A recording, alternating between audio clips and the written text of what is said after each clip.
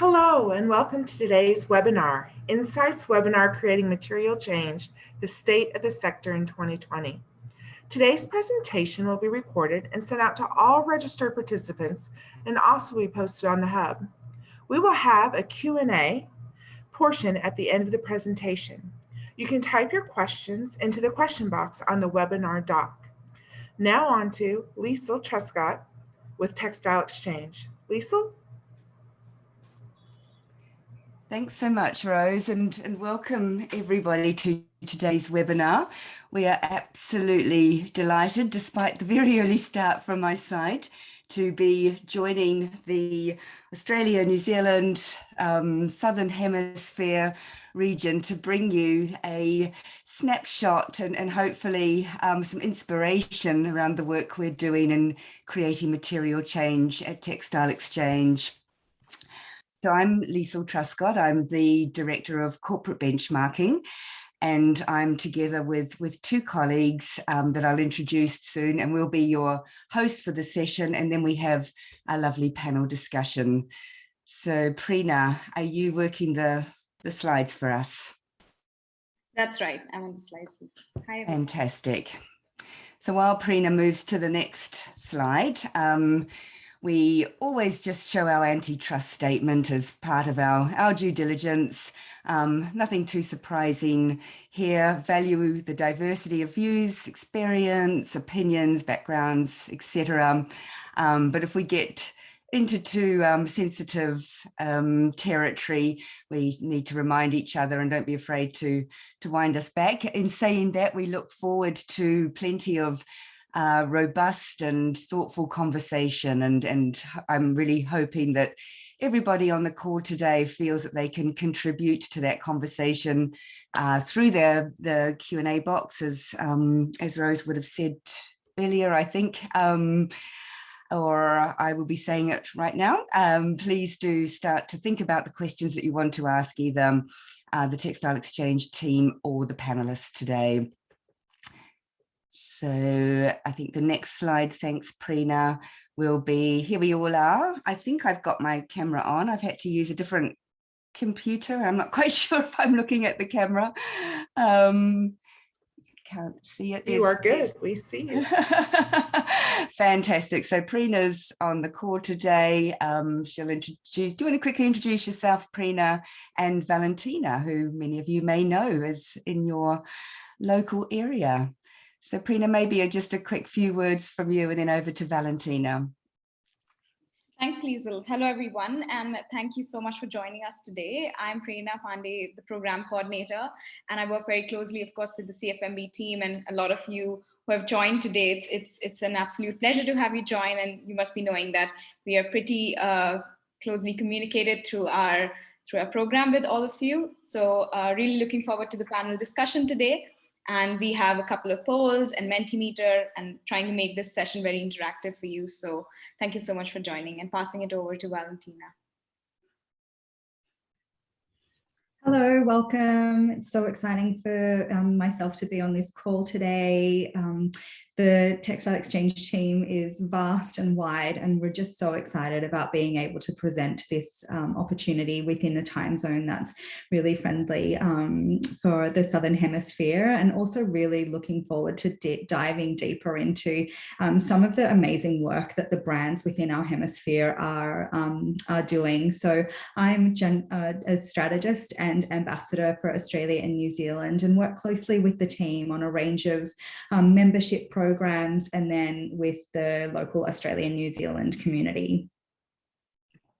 Wonderful, Valentina. It's wonderful to be sharing this space with you, and I'm looking forward to hearing more from the brands and for those on the call that have some questions or comments to make later.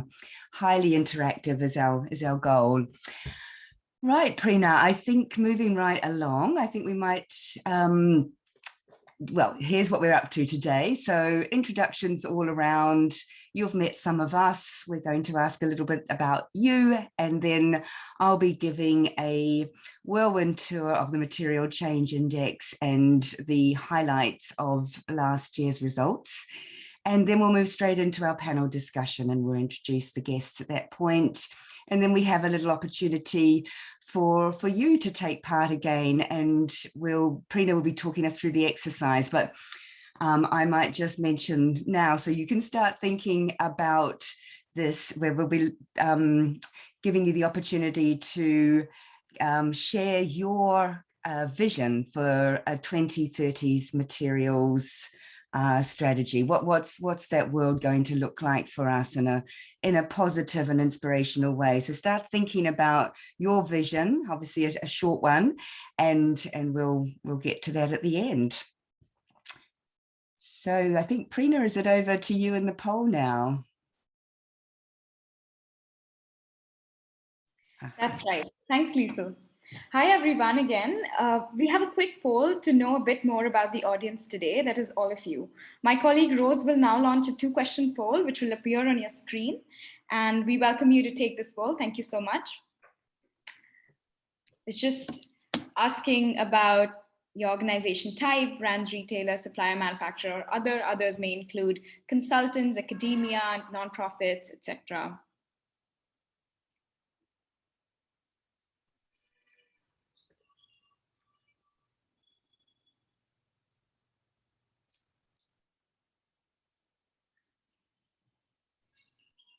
And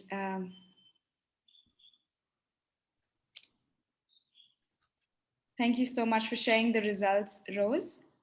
We see that we have a fair representation from brands and retailers, that's 45%, and supplier and manufacturer, 27%. Great. And we have a couple of others joining, that is 27%. Thanks for taking the poll. That's fantastic. I'd be curious if people feel comfortable typing in the chat box, or the Q&A, I should say, on just whereabouts you are based, and particularly the manufacturers, keen to know who's that on the call, since we are opening the program a bit more broadly now. So very keen to connect to all of you. But over to you for the next poll, Prina. Thanks, Lisa. We have another question on the screen, and it's just sort of asking about your experience with the benchmarks so that we can tailor the conversation a little bit around the audience present here. And we have a couple of options. You could be a returning company who has completed benchmark before, or you could be new participant, but your company has completed benchmark before, or you could be benchmarking with us for the first time, or you could be interested in the benchmark program, and we would love to sort of connect with you and share more information with you, or you may just be listening in. So thanks, Rose. And the results are here. We have about 27% of companies who have completed the benchmark. That's amazing. Thank you so much. And first timers are 13%. Wow, amazing. We'll definitely get in touch with you to further support you. And a lot are interested in joining. That's about 27%. And many listening in, 33%. Thanks so much. Wonderful. Thanks so much for sharing a little bit of information on who you are and where you are and your interest. Wonderful. So Prina, I think what I'm going to do, I'm going to turn my video off at this point, and we will all be coming back live for the Q&A session when we get to the panel discussion. So we've met a few of you. You've obviously just met us today.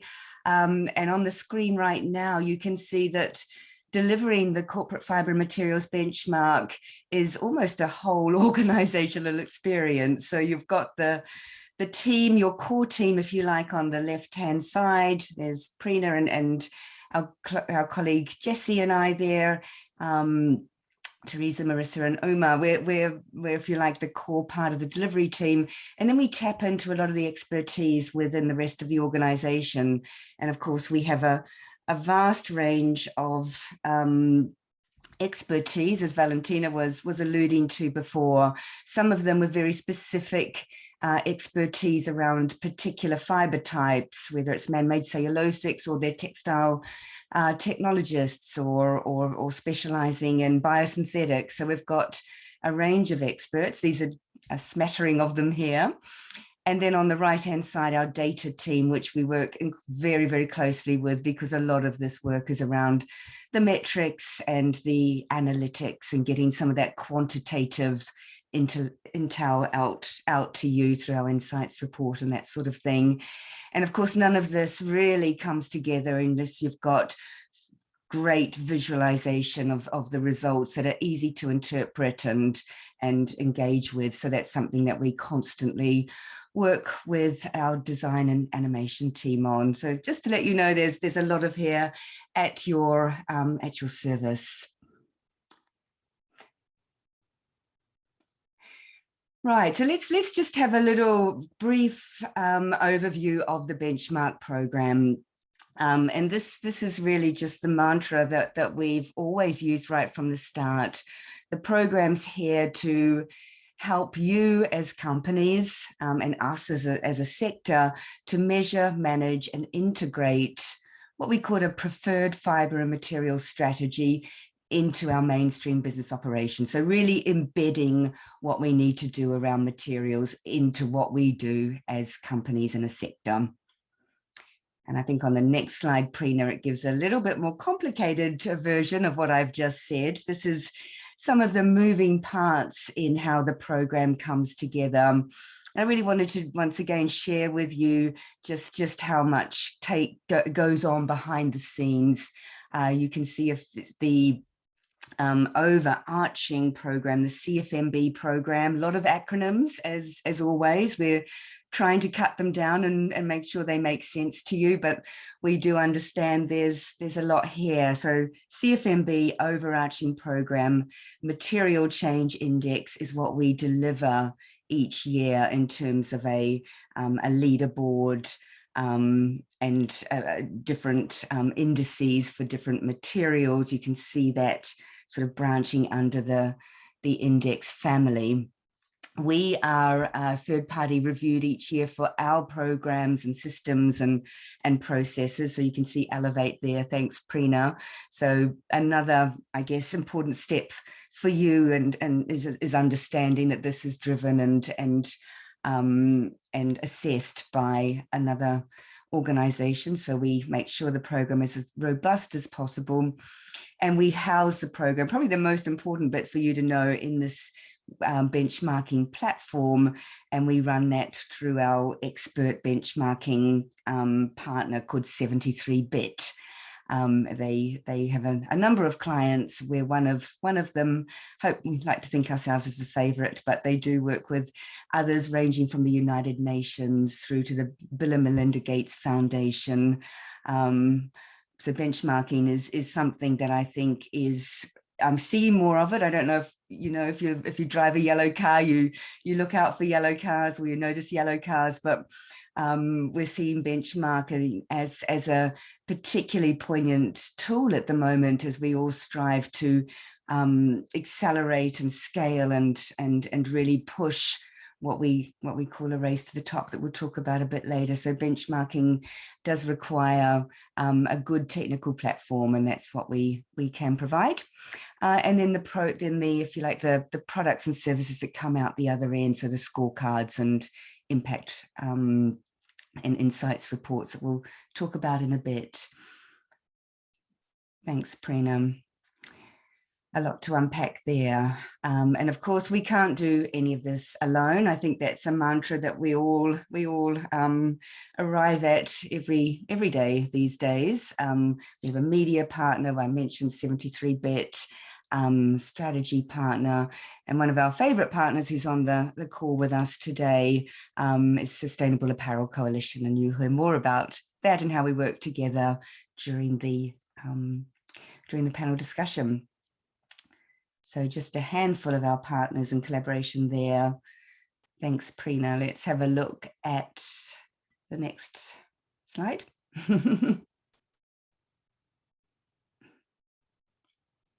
Right, so as I said, a whirlwind tour of the program. A little bit of a snapshot at the results. We had, counting the pilot of suppliers and manufacturers, there are around 200 companies taking part last year. So it seems to be growing every year. We like companies to come back. That's part of the robustness of the program, is that year on year companies return, they get a little bit better, they see where their opportunities are, they work on those, and there's this lovely virtuous cycle of getting better. And of course, the more companies that are benchmarking, the more robust the comparative results and the sense of knowing how well the industry is doing as a whole. So it is free to take part, it's voluntary, it's name and fame. It's certainly not a style of benchmark that is about exposing the challenges, but looking at how the industry's driving forward. You can see that with the donut on the left-hand side, the benchmarking is divided into different market segments. So if you can be benchmarked closely against your peers, but also in the overall, if you like, universe of participants. And then the other donut shows the regions that everybody's coming from. At the moment, a big focus on European companies. A lot of the Scandinavians and Germans and what have you are leading the way. Many of the UK companies are as well, and we've put those, at least at the moment, in the Europe bucket. North America, they're sort of second behind in terms of number of participants. And of course, we'd love to see more. We're calling your region Oceania. It's a small percentage, and you'll hear from some of the superstars in a little while. And Latin America has just joined the group, so we now have a few companies from that part of the world, and a few from South Africa. So yeah, it's a very global program, and looking for more diversity there. Many companies are Textile Exchange members, and as Valentina will talk about in a little bit, there is this nice opportunity to reach out to us, to access our tools and our support systems, and really be part of this community that is driving change. So there is a complementary fit, but it's not exclusively for Textile Exchange members. Everybody's welcome. So thank you, Prina. Just looking at, I'm not going to go deeply into the results in this time. I'd rather spend it getting some intel from the insights from the actual panelists today, but there will be links to all the results. If you haven't seen the 2020 insights, there's a big report that takes you through each and every part of the program, how the industry's doing, how those subsectors are doing, and then looking at the some of the qualitative and qualitative data as well. So some of the feedback we've had. So there's a nice, rich insight into the program that you can explore at your leisure.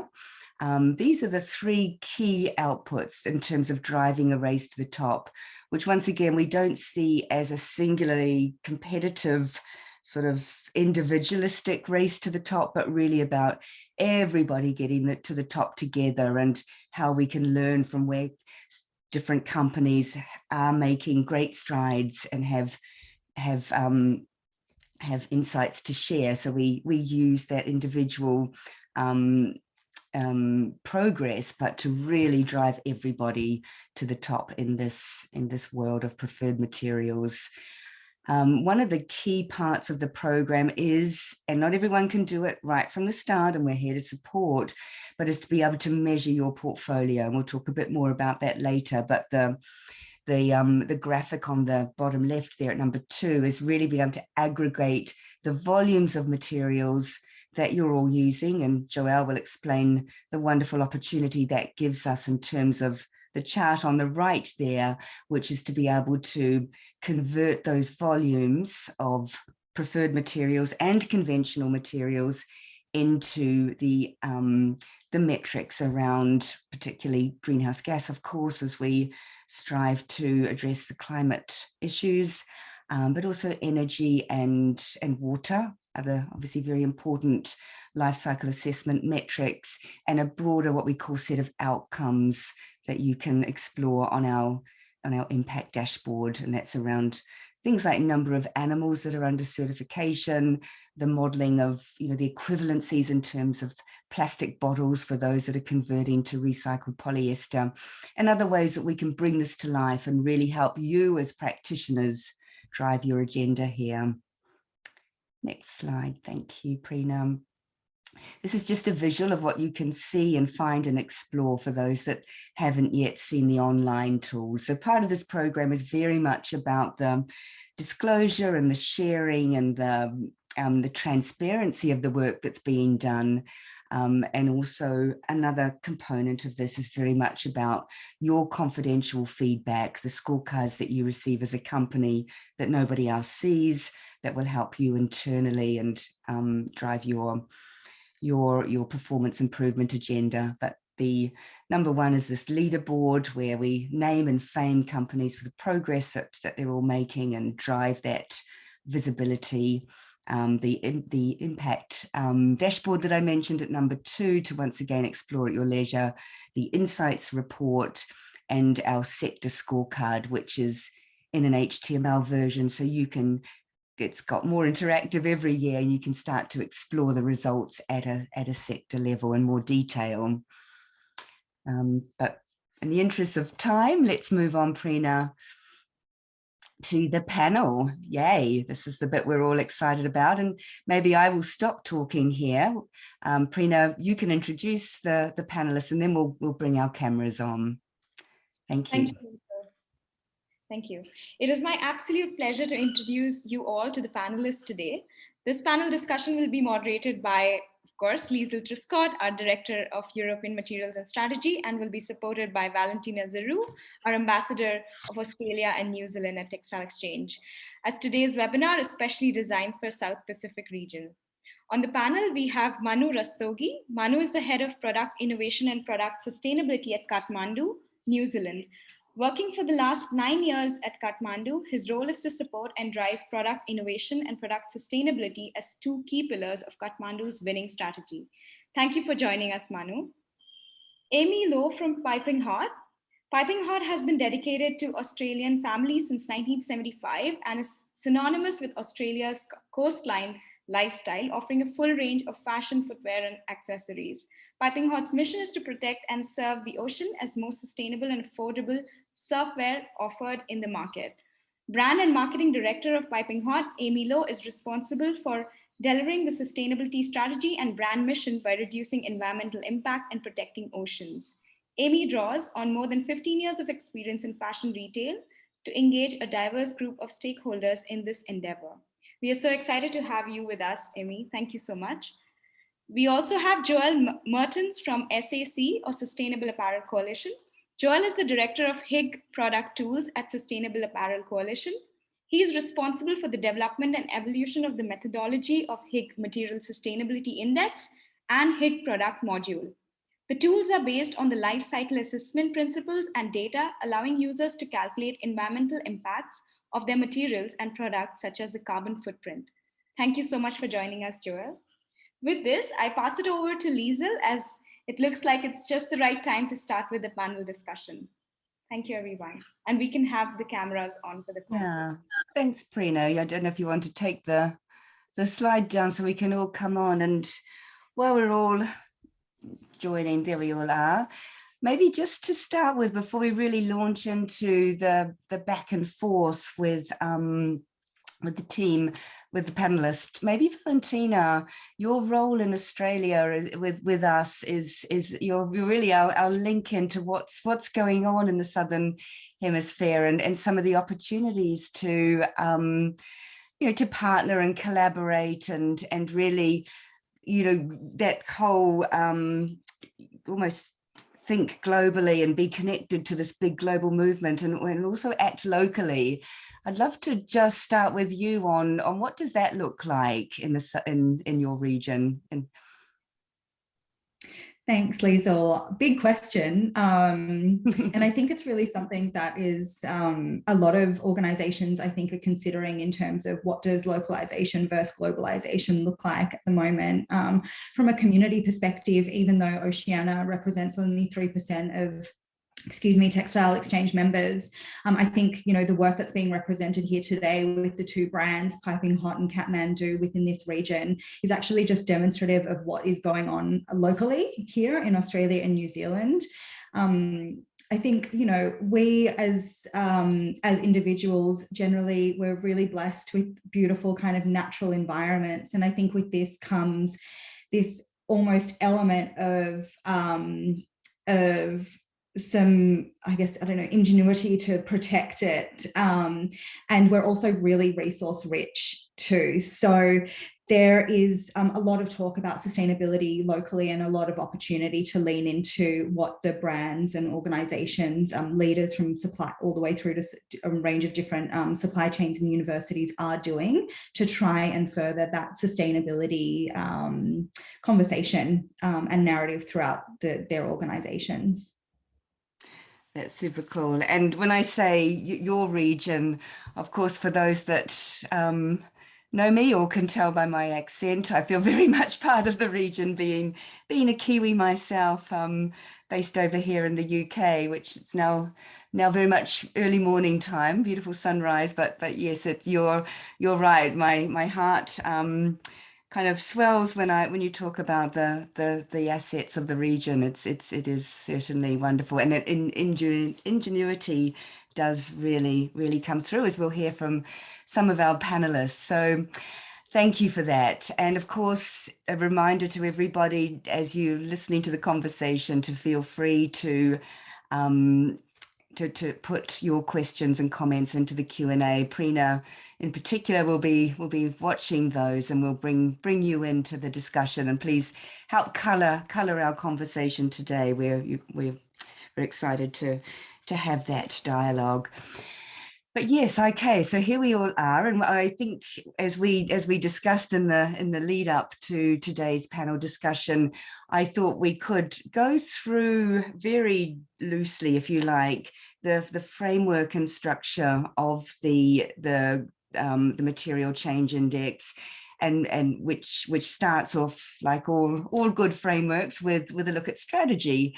And I know from watching both Kathmandu and Piping Hot that your strategies have always been very much about the industries that you're working in. But I've noticed, and I guess my question is, how much are raw materials and accessing raw materials and that sort of component of raw materials, how much of that is driving strategy these days, and how has that journey been for you? And is it, for example, driven by risk or driven by opportunity? And yeah, whoever would like, maybe Manu, do you want to start with your story at Kathmandu and how strategy around raw materials plays out? Totally. So thank you very much, and thank you, Dean, firstly for having me here. It's my pleasure, and I'm very excited to be on this webinar today. So what's driving our strategy? I think it's essentially the benefit mindset that's ingrained right across our organization. We are a certified benefit corp, and so our focus is very much to be best for the world. We're trying to be best in the world. And as an organization, we also want to become more of a generative enterprise and not just an extractive enterprise. So an extractive enterprise, for example, thinks about how to extract maximum financial value out of a business, whereas a generative enterprise, on the other hand, thinks about what are the different kinds of values that you can generate through your business, whether it's for your customers, for your employees, for your suppliers, for the community, and for the planet. And so we have a very top-down sort of B Corp strategy for all parts of the business, whether it's governance to CSR, from sourcing to community engagement, from the teams to the products we make, and all of that sort of filters into how we then communicate and engage with our customers. Our material strategy is a key enabler for supporting that benefit and generative mindset, and so everyone from sourcing to our marketing teams is heavily invested into it. Thanks, Manu. That sounds fantastic. It's really great to see how the B Corp community has helped drive that integration as well, and the mindset. I love that. And then crossing over the divide to Australia, Amy, how about for Piping Hot? Yes, so thank you also for including us in this webinar. We have a similar approach, I suppose, in relation to purpose. When we really looked at what the work, we're based in Australia, as Valentina said, very connected to the ocean and to nature. We have a surfing heritage, so we wanted to, and Australians have really been observing very closely what the impact of plastic pollution, environmental changes have been on the way that we live and the way, that we work.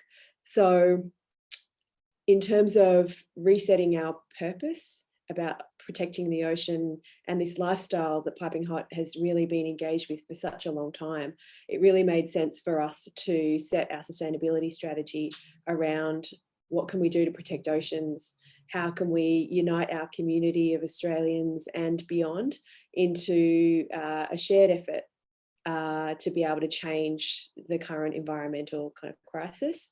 So we've really anchored everything in our business around that purpose. Everyone in our team is highly driven towards that. And because design and production is such a key part of any fashion business, materials has to be one of those foundations. It's when we looked at what our impact is and how we can influence that, our materials choices was just absolutely needed to be a part that we could easily tackle and measure and then kind of improve over time. Yeah, that connection is key, and I can see that you're doing an amazing job of connecting customers and society to solutions, and I think that's sort of something that has to go hand in hand. We can talk this, and it's important to change mindsets. It's also important to be able to back that up, to know we're making good progress, which leads me nicely into Joao, who's joining us from my world, yes, or our world. You're still in Tuesday, aren't you, Joao, over there in Canada? And I know you and I spoke, well, for me yesterday, for you earlier today. So it'd be great to hear how you, at the Sustainable Apparel Coalition, and for you, how you see that connection between strategy and metrics and the work that you're doing.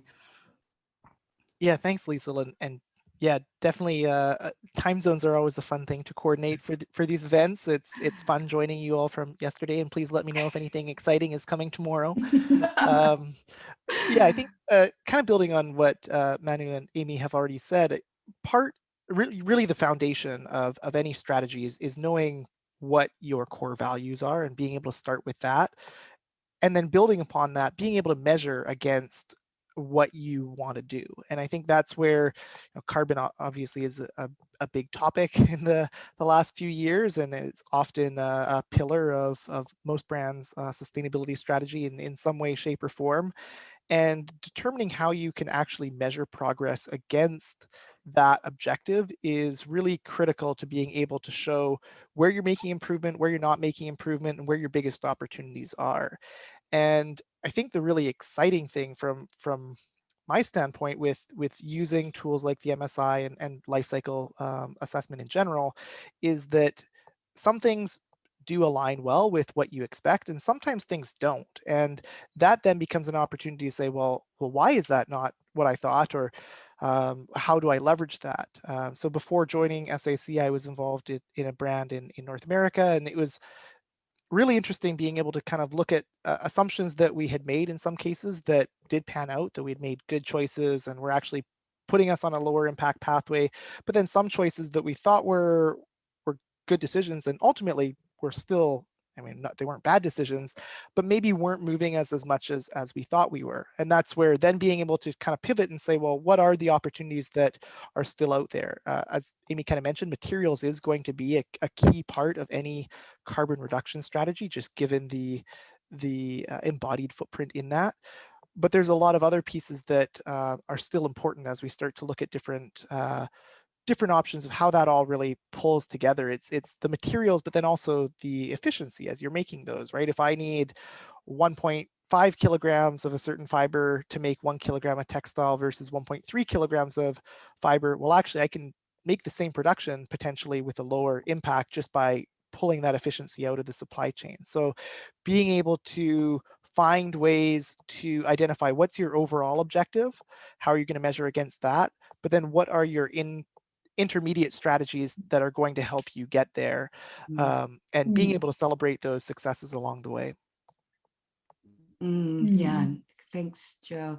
Valentina, did you have a thought on I that think as well? I see your brain ticking. I was just thinking it's so such a great way of explaining it, and I guess, you know, your real focus there in that conversation, Joel, was around carbon, and carbon is actually becoming such a mainstream narrative now. I mean, we've been working in the sustainability industry for such a long time, and it's been a bit of a focus of ours for quite some time. However, given the current state of play in the world, it's really starting to break through in that mainstream, and we're starting to see a lot of dialogue when it comes to individuals and citizens really referencing, you know, carbon and looking for those different organizations that are taking responsibility or have climate strategies in place. My actual question around this would be, when we're actually developing strategy, a preferred fibers strategy, is that narrative that's coming from the customer around carbon driving the development of that strategy even more, or was that strategy kind of in place prior to those conversations? I can take a first stab at answering that, and I'd say from my perspective, it is a little bit of so a brand has to understand its value proposition to its customers, and I mean, I should say it doesn't really matter, brand, manufacturer, any company has to have a value proposition. There's always going to be some sort of value proposition, whether it's, you know, best performance, whether it's best environmental footprint, whether it's, you know, cheapest price. There has to be a value proposition. And that value proposition, there's different ways of evolving and discovering that. I know one of the common tools used at brands is materiality assessments, different than material assessments, but really, you know, basically going out to stakeholders and saying, hey, here's different things that we know are important. How would you rank these? Where do these fit? And it kind of helps evolve that narrative of saying, what is the most important thing for our brand? Is it carbon? Is it animal welfare? Is it water? What are the messages that are going to resonate most?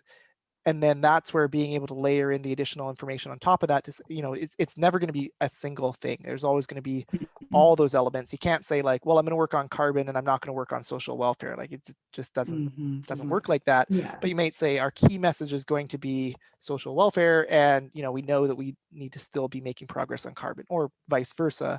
And that's where then being able to layer in what are the, in a similar vein, there's always going to be trade-offs in different decisions. Being able to layer that in there and say, okay, we're making progress on this one by making this decision. Maybe it's taking us a step back in this other area that's important. How are we then going to address that? So as kind of one example, you know, if moving from fossil fuel fibers to bio-based plastic fibers, well, in one case, what you're solving there is the reliance on fossil fuels, but now maybe you've increased your land use footprint, you've increased your water footprint. That doesn't necessarily mean it's a bad decision. It's then saying, okay, well, what's the next thing that I need to be looking at of how I'm going to manage that? Okay, well, within farm practices, what can I be looking at for water use management, and how can I work with my supply chain to show reductions in that over time? So I think it's an always evolving journey. Definitely. And I think there you kind of touched on the value proposition. And Amy, I think, you know, this is a really kind of key part of, I think, you know, your strategy development in terms of, you know, Australians really leaning into that coastal lifestyle. And I think, you know, this is something you've been able to kind of do from a water perspective. Can you tell us a bit about that? Yeah, absolutely. I mean, I suppose when you set up your framework, it's really important to understand the brand and what makes sense for us, because you can't do everything. I suppose that's the other component when you feel overwhelmed with what the strategy should be, is that there's no singular solution that stands up to every interrogation from every value set. So for us, you know, being having our origins in the ocean and understanding that water was such a significant resource in the fashion industry, we wanted to be able to tackle that. So we actually used the Higg MSI as a tool to be able to assess water and water usage across all of our fibers that we were using. We also, did make considerations to other areas that were important for the brand. And I think the other consideration for us is that we have been in business since 1975. So we couldn't start from scratch necessarily. And swimwear is a really key part of our brand. So, continuing to make swimwear is really key to kind of that lifestyle of being able to enjoy the water and spend more time in the water and be connected to nature. At this stage, there's not a biomaterial that is an easy transition for us to make. So we need to be looking at what can we do to invest in that in the future, and what can we do to improve our environmental impact with the available scalable solutions for that product range.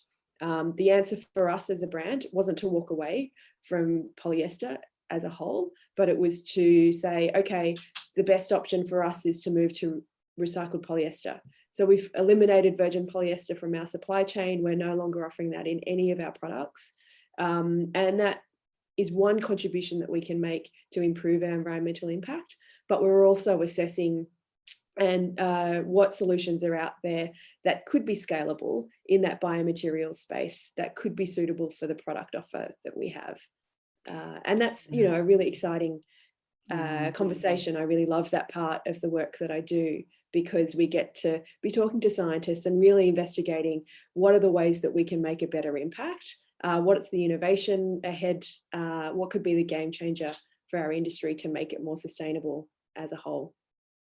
Yeah, that's great, and it sort of leads me into the conversation about preferred material choices. And this, there isn't one size that fits all. There's no perfect fiber. There's nothing that will, be, and it's a constantly changing landscape. And as you say, innovation is changing, and where bio-based is maybe today, it might be very different tomorrow. But as Joelle said, there's potentially trade-offs and other considerations that we really need to get inside. And it sort of, I guess, for going over back to you, Manu, just looking at the fibers and materials that you use at Kathmandu, and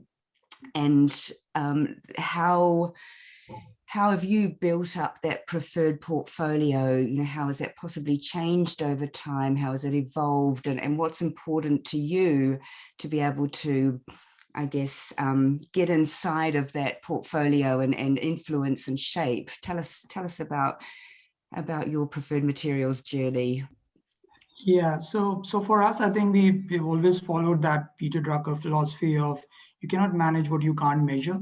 So when we started our PFM journey about 10 years ago, that's what we first did. We first tried to baseline ourselves on where do we currently stand as a business, which mills, processors, yarn suppliers are we using, how much down do we buy, what is the percentage of preferred cotton that we have within our sort of business, etc. And once we were able to baseline ourselves, we were then able to build us a foundational plan. And then we moved on to a sort of a progressive plan, and then to an aspirational plan with target setting. And that's right across all different kinds of materials choices that we have within the business. When it comes to our selection of preferred fibers and materials, we identify what are the risks and opportunities. And to do that, we essentially use two different kind of lenses. The first lens, which is the most important lens for us, is our customers. What do our customers care about? The point that Valentina was mentioning earlier about our customers are actually asking about carbon. So we are very cognizant of that fact, and we try to understand what are those issues that are closer to them, where they're asking us to improve ourselves. And what Joelle mentioned about materiality assessment, we also conduct a materiality assessment every 2 years, which helps us to understand what are those key materiality issues from all our stakeholders, not just our customers, but our internal stakeholders and external stakeholders. That includes NGOs, our banking partners, etc. And the second lens that we use which is very, again, also very crucial, is impact data. We want to tell the truth to our customers, but to be able to tell the truth, you must first know the truth. And this is where we have heavily relied on using the Higg MSI for finding out that truth. And as Joel mentioned previously, LC data is good science, but good science can also become bad science if you draw out the wrong conclusion. So LC is an ongoing process and it does not give you a final answer. So the way we have used LCA is to identify what are those hotspots, what are the areas that need improving, and how do we need to innovate to mitigate some of those impacts. So essentially we have used those two lenses together and then try to overlay that on our organizational priorities to build up our preferred fibers and materials portfolio. And it is constantly evolving for us, like I mentioned, those foundational, progressive, and aspirational plans. So all on our different materials, we are at different levels of working with our supply chain partners on and then meeting on target. So we've achieved 100% RDS down, for example. We have achieved 100% preferred man-made cellulosic. We've achieved 100% preferred cotton. But then there are more improvements that we want to make within those portfolios itself as well. What are those improvements that we can make? And then there are other elements, other fibers that we're using, wool, for example, polyester, etc. What are the things that we want to do on that? So we have, we are on different kind of journeys on different materials within our portfolio. Yeah, but a really mature journey that you can take the learning from one fiber to some extent. Correct. And then apply it to others, and that's absolutely fascinating. And I'm thinking for you, Amy, and I could be wrong, but it's a long way back to fibers and materials and getting that narrative into the way you communicate with your brands and with your customers and consumers and society generally. And how have you done that? And I guess I'm looking at you've talked about your connection to the ocean. You've talked about just swapping out polyester. How have you used that relationship with the ocean and materials to really kind of consolidate that? Yeah, well, I mean, I guess plastic pollution is such an evident thing on beaches in Australia, unfortunately. Because we have a lot of kids wear, and we know that like the younger generations are really passionate and quite active in promoting change in that area. So oftentimes they're the ones advocating for more recycling and kind of better product solutions. So there's been a natural kind of conversation with our customers around what areas we can improve on and how and why recycling and recycled polyester is part of a solution and what else we can do. So those conversations, I think, again, because our strategy aligns so well with our customer base, with our brand proposition, they seem to kind of connect relatively easily and kind of succinctly. I think the part that has been more challenging and something that I guess impact data and transparency helps with is actually getting through the message through to retailers that customers care about it, that there's value perceived from actually making an investment in more sustainable materials while also trying to make our products affordable. And because we retail with a publicly listed retailer in Australia with really high levels of consumer regulation around claims that can be made with products, I think that has meant for us that we've had to show or take that next step to be able to avoid greenwashing, to be able to be very certain about the sources of our materials, of how we operate and what's actually in the product.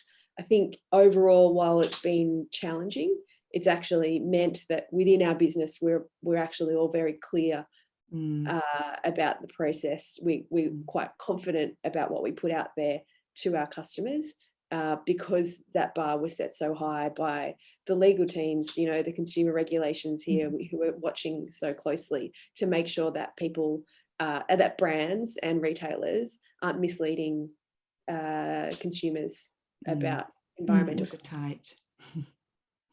Yeah, and I think that's kind of like Sorry, I was just going to say, like, to your point, Amy, I think that is really important, a point to make, because there are so many organizations that are working so hard deep in the crux of trying to get all of this right, from before kind of, shouting from the rooftops. It's kind of like more about really looking into that insight, action, impact that this kind of program, the MCI program, actually gives us an opportunity to lean into data that's verified, that is collaborative, and that has a lot of integrity. I think, I always, when I talk about sustainability, I think it's really exciting, and definitely, absolutely, we should be thinking outside the box, but sometimes we have to color inside the lines so that there is a consistent methodology and there's that collective impact. And I think that's been one of the great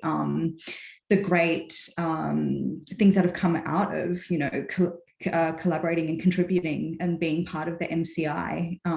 It substantiates a lot of the claims that you're able to make.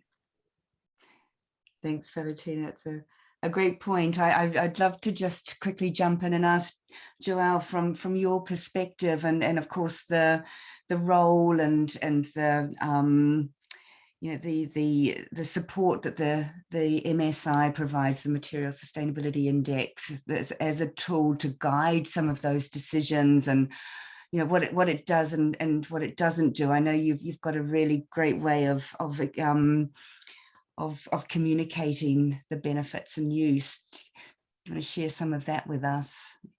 Sure, and I think Manu actually framed it up really well. In the data is a double-edged sword. Sometimes it can be used for good and it can be used for bad, and that's where it's a challenge, of course, to be able to say, well, how do we make sure we have the right structure to drive the right kind of outcomes, and really, with the MSI being focused on life cycle data, that is giving you some information that otherwise maybe wouldn't be available, but it's not giving you all the information. So, it's like saying, well, you can't just choose a material based on price. It, depends on the function of the product and what colors you're looking for, and, lead times, where's the factory, all these things have to be taken into account. The MSI is just layering on another layer of question that can be answered in terms of environmental impacts. And I really like the point that Manu made about, also, it's about identifying the hotspots within that. And this is where, with the MSI, really, as we see it being used, as we're really trying to work with our members to ensure that we build that knowledge base as we build the tool, is to be able to say, it's not about choosing between cotton versus polyester or anything like that, because ultimately that type of decision isn't really one that you're often in a scenario of being able to even make that choice, right? If I need to make a cotton t-shirt, I can't say, well, I'm going to make it out of polyester. It has to be cotton. So, okay, well, how do I make it out of the best cotton available? That's, more of the right type of framing that we're looking at. How do I actually take what I need in terms of performance, function, region, whatever it is that are my already existing requirements, and start to then layer in, now, how do I make that decision better? So, okay, the first step, maybe, as Amy kind of pointed to, okay, if I'm using polyester, what's a better alternative? Well, I can use recycled polyester. Then what are the next things that I can be looking at beyond that? Is it, something to do with the processing? Is there other aspects that I can start to play around with of understanding how I can take that even to the next level? And I think that's where the MSI can really shine, in being able to show the trade-offs of different raw material options, different processing options, and also a lot of the hidden impacts that we often don't think about. Plastic use, and I'd say this is probably an area that I feel that we can do better in terms of exposing as well, is, there's the hidden impacts in terms of saying, like, okay, I want to reduce my plastic use. Well, even if you're using something like natural fiber that isn't normally associated with plastic, there's still a lot of plastic that's actually used through the supply chain, when you start to factor in, like, the plastic wrapping for the fabrics and the plastic bags that the fiber come in, and all through the supply chain, there's actually still a lot of plastic in there. And certainly, if we go a little bit more broadly back to the kind of fossil fuel, reduced fossil fuel use, well, there's a lot of fossil fuels that are still used in the later stage, or the the deeper stages of production. So being able to pull those elements out and understanding those hotspots within the fiber category that you're working with, that's kind of where we see really the MSI has a place to really shine. Yeah, so important to be able to get the full picture, and of course it's constantly improving, like our world generally, in terms of understanding impact and risk and opportunity, and converting that risk to opportunity, which sort of leads me into my last question. You know, I don't think we can talk about a preferred materials portfolio these days without thinking about the role of circularity, whether that's in terms of you know, as we said, sort of feeding in secondary and reclaimed feedstock to displace the need for virgin feedstock, and then lightening the load on our natural world and that sort of thing, whether it's sort of decoupling from fossil fuels as much as we possibly can, given comments Joelle was making, whether it's looking for completely new business models that will sort of start to shift that, you know, shift profitability and sort of success from a dependency on new raw materials and consumption to something that could be service orientated and very different from what we're doing now, but I think very much connected to how we see and treat materials. So I wondered if just a kind of around the room, just a comment on where you guys are at with circularity for your company and how you're starting to embed some of that and put it into practice. Maybe Amy, start with you. Yeah, sure. Thank you. So circularity has definitely been on the agenda for us, and we've tried to look at it in a holistic way, because that's the kind of beauty of the circular model, and look at what can we do now and what do we need to improve in the future. So I guess the first steps for us was that we've looked at design. We've trained all of our designers so that they understand circular design principles.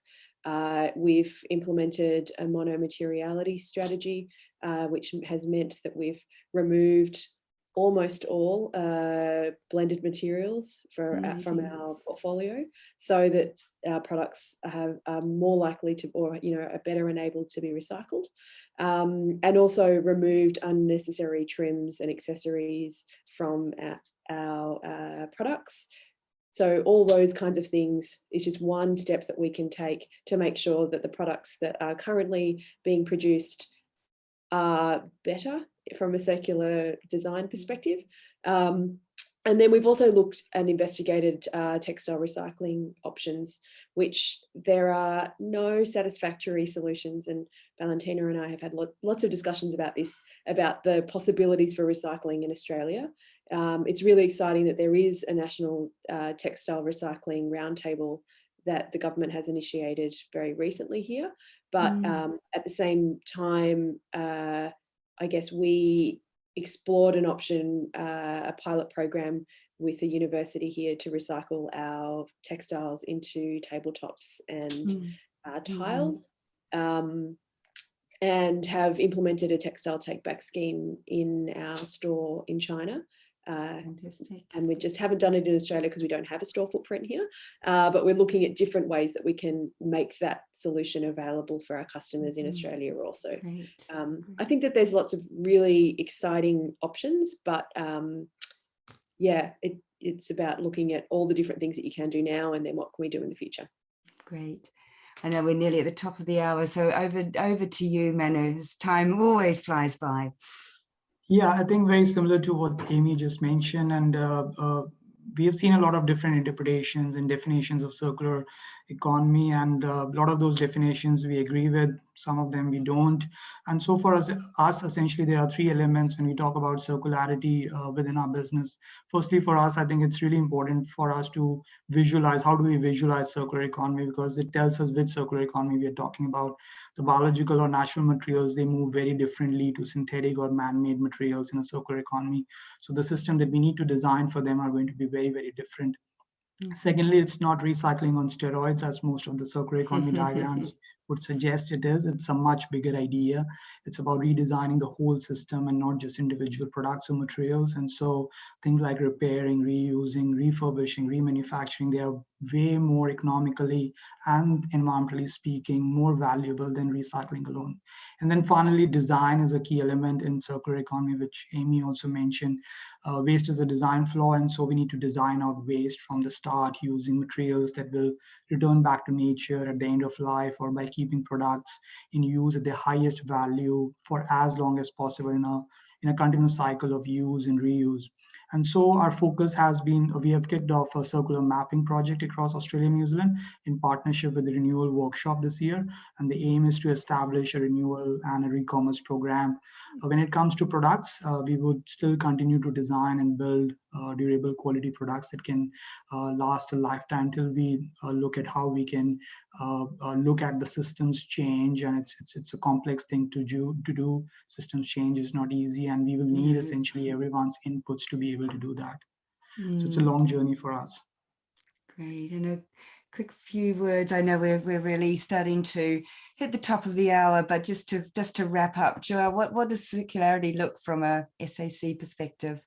So I'll make this as brief as possible. I think this is where, of course, to be able to look at that circular perspective, you need to be able to look at the full life cycle of a product, and really not just a product, but a product portfolio and your product flows year over year. And this is where the HIG MSI is a really great tool for material developers to understand the material choices that they're making in terms of raw material content and production processes, but ultimately to look at it from a circularity standpoint. That's where we've released the HIG product module, which is a full cradle to grave look, and it does include some of the elements that were mentioned here in terms of making sure that you're developing for durability or take back programs. How do these potentially influence the lifetime of a product? I'd say there's lots of elements that LCA doesn't capture necessarily the best in terms of circularity. It's again going to only be part of that picture, but the HIG product module at least starts to get at some of those questions of saying, well, if you're making some of these decisions, how does this actually help reduce or potentially reduce footprint over time? Thanks, Joel.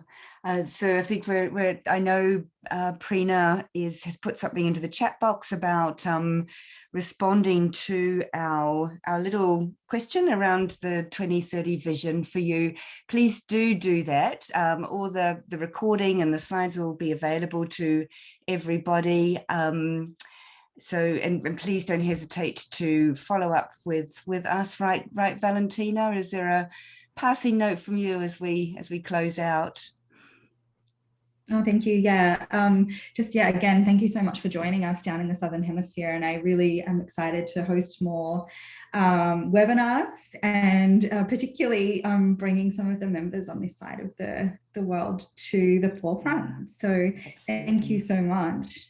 Yeah. Wonderful. Yes, a big thank you to all panelists. A fascinating discussion. I think we could talk about this all day. I'm fully awake now. The sun's up. Joelle's ready to go to bed. And Amy and Manu are ready to have a lovely evening. So thank you, everybody, for that incredibly stimulating conversation. And yes, looking forward, as Valentina said, to many more in your hemisphere. So goodbye, everybody. And thanks so much for your attention and time. Thank you to our speakers, and thank you for participating in today's webinar.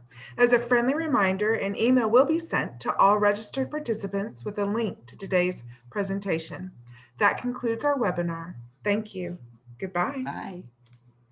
Thanks, everyone. Thank you.